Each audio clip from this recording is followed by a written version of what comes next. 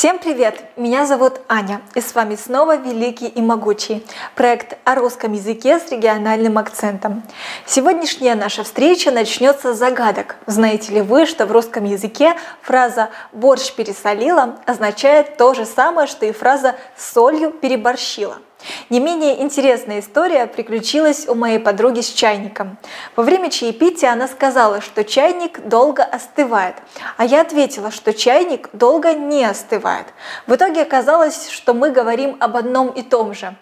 А вот вам совет. Отвечать на фразу «хуже быть уже не может» надо очень внимательно, ведь оба ответа и «может», и «не может» огорчат вашего собеседника примерно одинаково. Еще один парадокс. Часы могут идти, когда лежат, и стоять, когда висят. А если вы пользуетесь общественным транспортом, рано или поздно вы скажете или напишите фразу «сел в автобус, стою». Самой загадочной для иностранцев останется фраза «да нет, наверное». Чтобы ее понять, нужно это услышать, уловить интонации. А чтобы перевести, нужно разбираться в тонкостях русского языка. Вот пример использования такой фразы. «Ты сегодня собираешься на прогулку?» «Да нет, наверное». Давайте разберем это предложение. «Да» в этом случае можно отнести к смысловым частицам со значением усиления. Слово «нет» чаще всего относят к смысловым отрицательным частицам. В этом предложении слово «нет» выражает основной смысл фразы, а слово «наверное» здесь выступает в качестве вводного слова. Такое слово не является членом предложения и придает фразе дополнительное значение неуверенности в ответе. Получается, что фраза «да нет, наверное» может прозвучать и по-другому. «Я не знаю точно, но предполагаю, что нет». «Ты сегодня собираешься на прогулку?» «Я не знаю точно, но предполагаю, что нет». Слова «да» и «нет» в русском, как и во многих других языках, что логично, имеют большое значение. Оба этих слова обычно относят к частицам. Слово «да» к смысловым утвердительным частицам, слово «нет» к смысловым отрицательным частицам.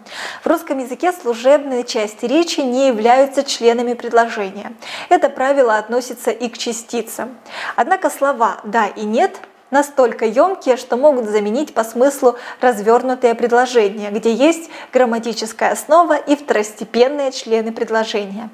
Например, на вопрос «Ты совершаешь утренние пробежки?» можно ответить по-разному. «Ты совершаешь утренние пробежки?» «Да, я совершаю утренние пробежки». «Да, я бегаю по утрам». Просто «да». Это далеко не все особенности русского языка, а ведь еще и есть диалекты.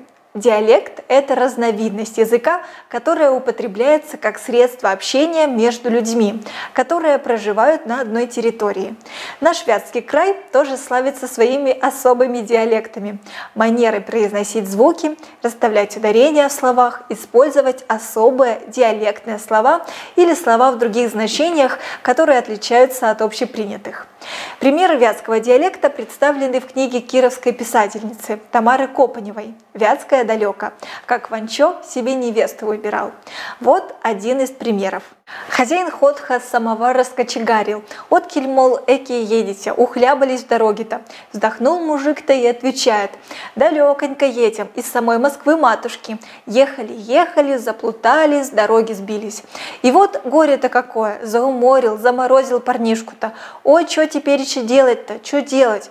Уж ты посоветуй, умная твоя голова, вразуми.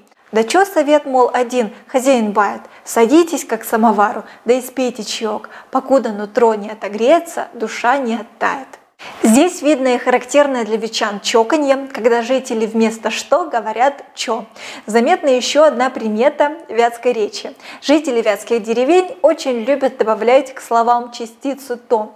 Это смысловая частица, которая усиливает либо выделяет смысл слова, с которым взаимодействует в предложении. Тамара Копанева рассказывает читателям и о том, как бытовые привычки вятчан отражались в их речи. Прозвище у каждого мужика обязательно было. Приметят у кого-то слабинку или грешок какой и прилепят озорное словцо. Так что потом всю жизнь не отмоешься. Санька Рыбник все время на реке пропадал, рыбу ловил, Андрей Волк хитрый и жестокий был мужик. Фома недотепа туговато все понимал. Ивашка Ванчо простак, чудило вроде дурачка.